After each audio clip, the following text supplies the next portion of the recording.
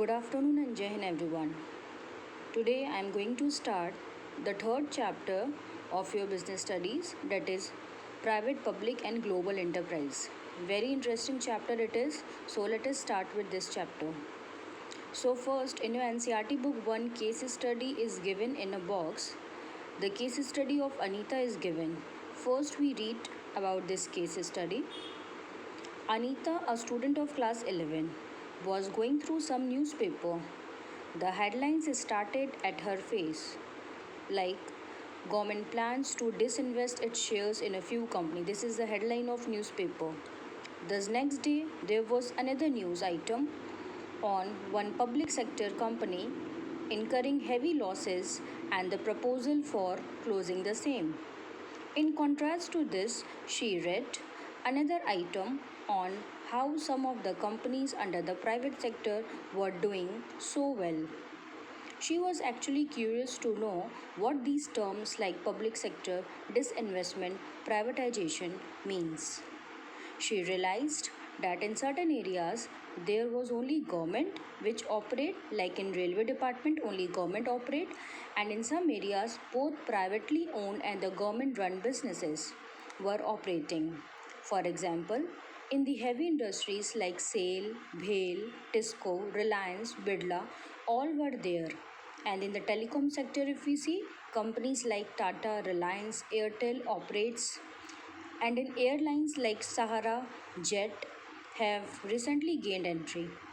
These companies, along with the government owned companies like MTNL, BSNL, Indian Airlines, Air India.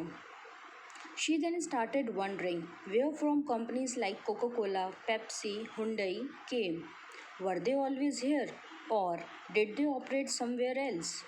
So, in some other country, she went to the library and was surprised to know that there was so much information about all these in books, businesses, magazine and newspapers. Now, the introduction we will start. As you all see that you must come across all types of business organization in your daily life. In your daily life, you look so many types of business organization. Even in your neighborhood market also, there were shops owned by sole proprietors, or you also see big retail organization run by a company.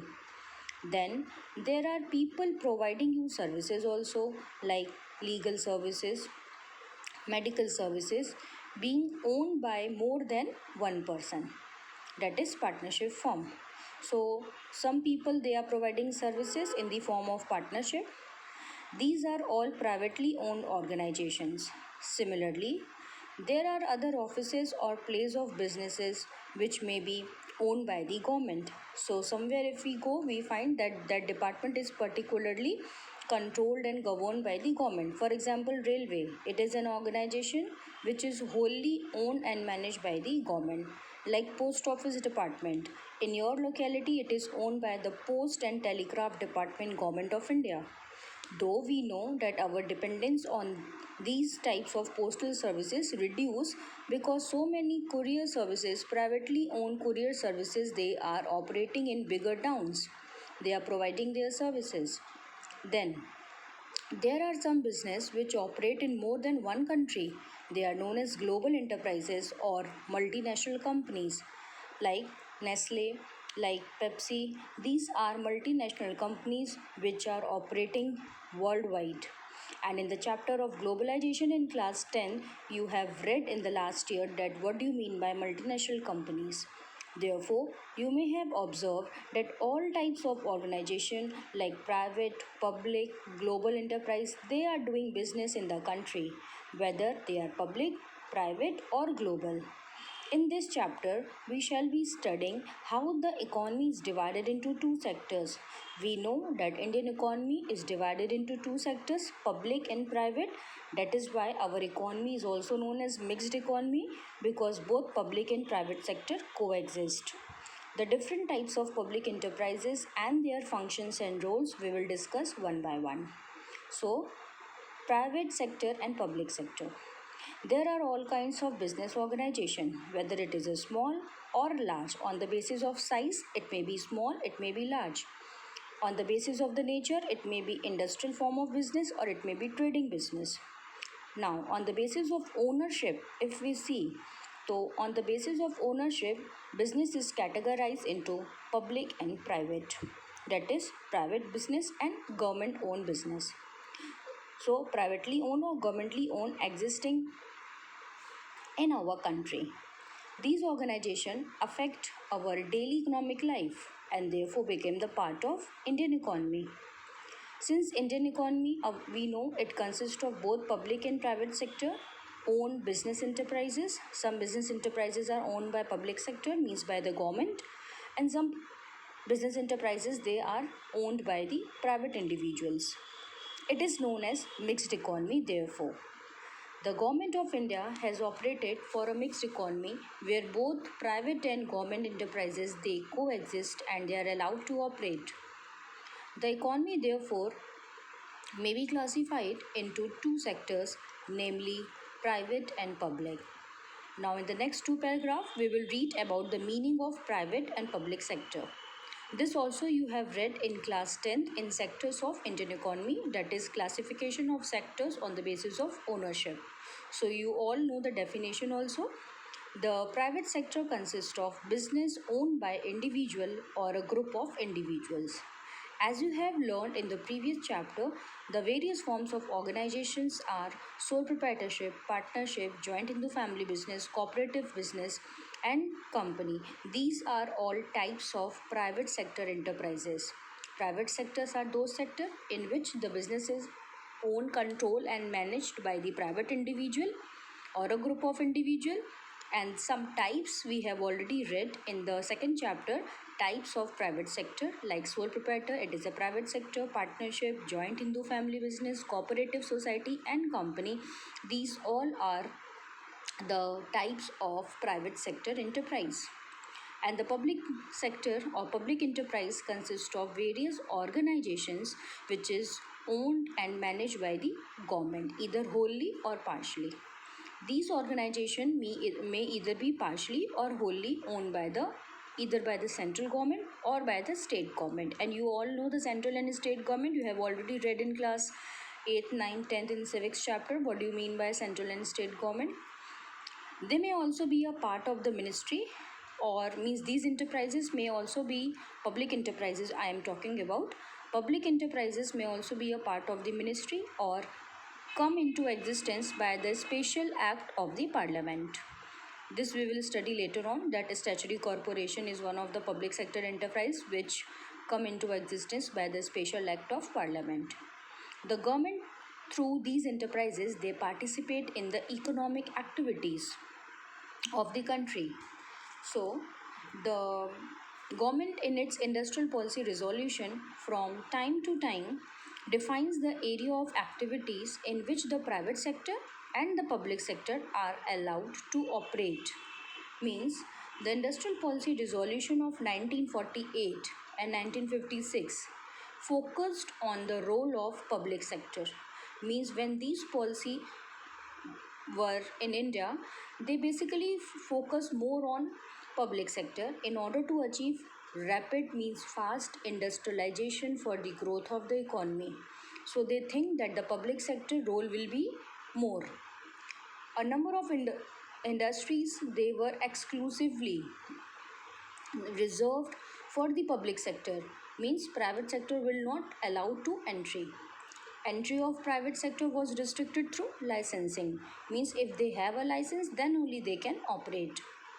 However, the dominance of the public sector for about 4 decades, means about 40 years, public sector was the dominant sector and hampered the process of growth and development of Indian economy. As a result, what happened?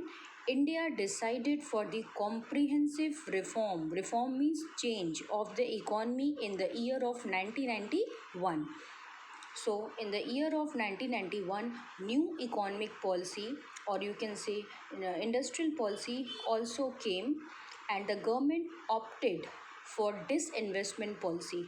Disinvestment means when the any public sector enterprise sold more of its 50% share to the private sector, then public sector enterprise converted into private sector. So after 1991 policy, so many public enterprises, there was a disinvestment of so many public sector enterprises. Means so many public sector enterprises, they sold their shares to private sector, because after new economic policy, more focus will be on private sector. Means more focus on privatization for the rapid industrial growth and development in the economy. Earlier there was a focus on public sector, but after the new economic policy reform of 1991, more dominant sector will be private sector. Enhancing the role of private sector and encouraging the foreign direct investment, that is FDI, means more and more foreign companies, they are allowed to enter in Indian economy market and establish their business enterprises. There is a liberalization policy also in new economic policy: liberalization, privatization, and globalization. Liberalization means removing so many trade barriers between the nations. There is a reduction in tariffs also.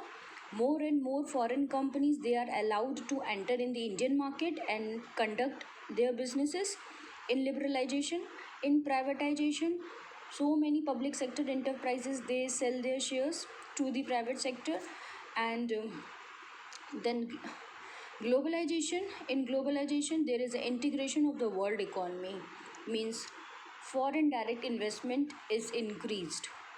So after the reform of 1991, Indian economy consists of private sector unit also, public sector unit also, and global enterprises also. Now in our economy we are having three types of enterprises: public, private, and global enterprises. So in detail we will read about all these enterprises one by one.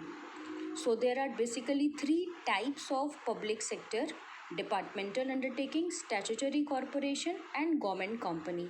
These are the three types of public sector enterprises.